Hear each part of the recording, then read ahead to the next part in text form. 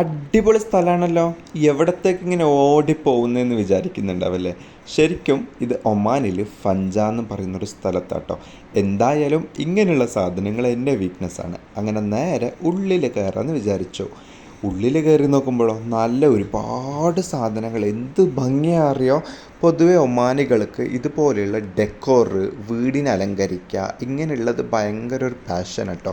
ഇവിടെ ഏതൊരു വീട് നോക്കുവാണെങ്കിലും, വീടിൻ്റെ ശൈലി നോക്കുവാണെങ്കിലും, വീടിൻ്റെ ഉൾഭാഗത്തും പുറം ഭാഗത്തും നല്ല രീതിയിൽ വെച്ചിട്ടുണ്ടാവും കേട്ടോ. അങ്ങനെ ഞാനും ടെറിനുള്ളിൽ കൂടി ഒരുപാട് നല്ല നല്ല എനിക്ക് ഏറ്റവും ഇഷ്ടമുള്ള കുറച്ച് സാധനങ്ങളൊക്കെ ഞാൻ കണ്ടു കേട്ടോ. എന്ത് ഭംഗിയാന്നൊക്കെ. അപ്പം നിങ്ങൾ വിചാരിക്കും അറബികൾ ശരിക്കും പറഞ്ഞാൽ ഇങ്ങനെയുള്ള സ്റ്റാച്ചുകളൊക്കെ വീട്ടിൽ വെക്കും. ഇവിടുത്തെ അറബികൾ വെക്കും കേട്ടോ. ഇത് വെക്കും. ഇത് മാത്രമല്ല, ഇവർ ഗാർഡനിനെ ഭയങ്കര ഇഷ്ടപ്പെടുന്നത് കൊണ്ട് നല്ല രീതിയിലുള്ള ഗാർഡൻ സെറ്റിംഗ് ഇവിടെ ചെയ്യട്ടെ. എന്ത് ഭംഗിയാണ് കാണാൻ വേണ്ടിയിട്ട്. എന്തായാലും എനിക്ക് എന്തായാലും ഇവിടുന്ന് പോരാൻ തോന്നുന്നില്ല. എങ്ങനെ എന്തായാലും പോയാലേ പറ്റൂ.